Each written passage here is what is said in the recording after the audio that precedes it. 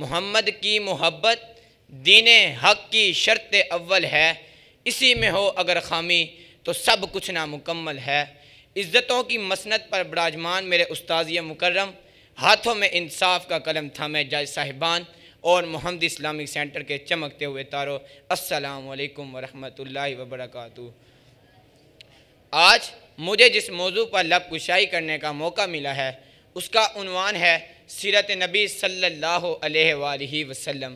سرمایہ حیات ہے سیرت رسول کی، سرمایہ حیات ہے سیرت رسول کی، فلاح کائنات ہے سیرت رسول کی۔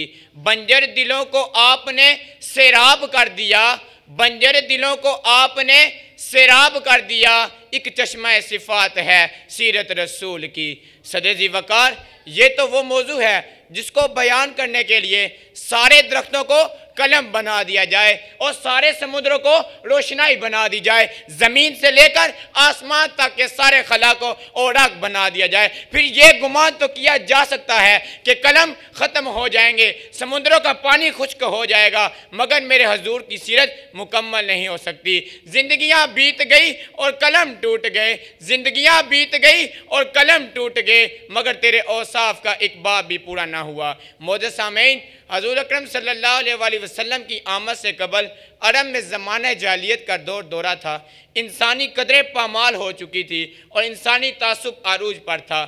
کہیں پانی پینے اور پلانے پر لڑائیاں ہوتی، کہیں گھوڑے آگے دھرانے پر لڑائیاں ہوتی، کہیں بیٹیوں کو زندہ درگور کر دیا جاتا تو رحمت خداوندی کو جوش آتا ہے۔ انسانوں کو ظلم و جبر سے نکالنے کے لیے، ان کے دکھوں کا مداوع کرنے کے لیے، ان کے زخموں پر مرہم لگانے کے لیے رحمت دو جہان کو رحمت بنا کر بھیجا۔ اس بات کا قرآن شاہد ہے، فرمایا وَمَا أَرْسَلْنَاكَ إِلَّا رَحْمَةً لِلْعَالَمِينَ، اے پیغمبر ہم نے آپ کو تمام جہان والوں کے لیے رحمت بنا کر بھیجا۔ ایک علاقے کے لیے نہیں، ایک بستی کے لیے نہیں، ایک شہر کے لیے نہیں، ایک قوم کے لیے نہیں، ایک دور کے لیے نہیں، بلکہ تمام جہان والوں کے لیے رحمت بنا کر بھیجا۔ لکھاں آئے لوگ زمانے تھے محبوب خدا جیا کوئی نہیں، لکھاں آئے لوگ زمانے تھے محبوب خدا جیا کوئی نہیں، لکھاں سونے بن بہندے نے اور خاکے پا جیا کوئی نہیں۔ صدر وقار، میں آپ کو آگاہ کرتا چلوں کہ میرے نبی سخاوت میں سب سے زیادہ سخی تھے۔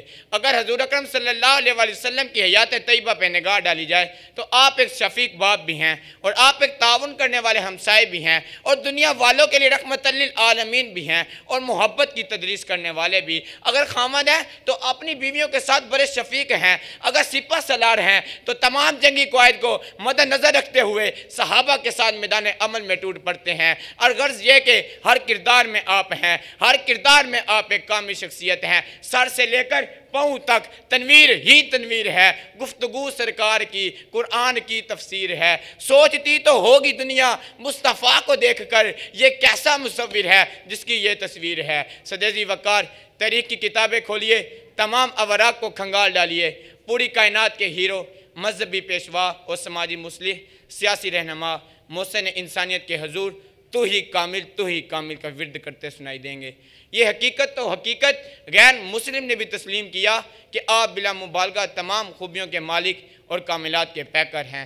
قرآن تیری رحمت کا دیوان نظر آیا، آقا تیری صورت اور سیرت کا عنوان نظر آیا، مذاق ہے آنکھیں تو وہ شمس ہے چہرہ، قرآن کے چہرے پہ قرآن نظر آیا۔ صدر وقار، زنانہ مصر نے حسن یوسف کا نظارہ کیا تو جوش دیوانگی میں اپنے ہاتھ کی انگلیاں کاٹ ڈالی۔ ام المومنین حضرت عائشہ صدیقہ فرماتی ہیں کہ خدا کی قسم اگر وہ عورتیں میرے حضور کا چہرہ مبارک دیکھ لیتی تو وہی چھری اپنے جگر پر چلاتی۔ اعلیٰ حضرت بولے حسن یوسف پہ کٹی مصر میں انگشت زنا، سر کٹاتے ہیں تیرے نام پہ مردان عرب۔ معزز سامعین، حضور اکرم صلی اللہ علیہ وآلہ وسلم کی سیرت مبارکہ پوری دنیا کے لیے مشعل راہ ہے۔ آپ کی زندگی کا گوشہ گوشہ کتاب زیست کا ایک ایک ورق آپ کے اخلاق سے بھرا پڑا ہے، جو حقوق اللہ اور حقوق العباد کے ساتھ معاشی، معاشرتی اور سیاسی لحاظ سے کامل نمونہ ہے۔ آئیے میں اور آپ آج اس بات کا عہد کریں کہ ہماری ہماری گفتگو بھی حضور کی سیرت کے مطابق ہوگی، ہماری جان بھی حضور کی سیرت کے مطابق ہوگی، ہمارا جسم بھی حضور کی سیرت کے مطابق ہوگا، ہمارا اخلاق بھی حضور کی سیرت کے مطابق ہوگا۔ اپنی تقریر کا اختتام انہی الفاظ میں کرنا چاہتا ہوں کہ وسعت دل تو بہت ہے وسعت سرہا کم، اس لیے مجھ کو تڑپنے کی تمنا کم، وما علینا الا البلاغ۔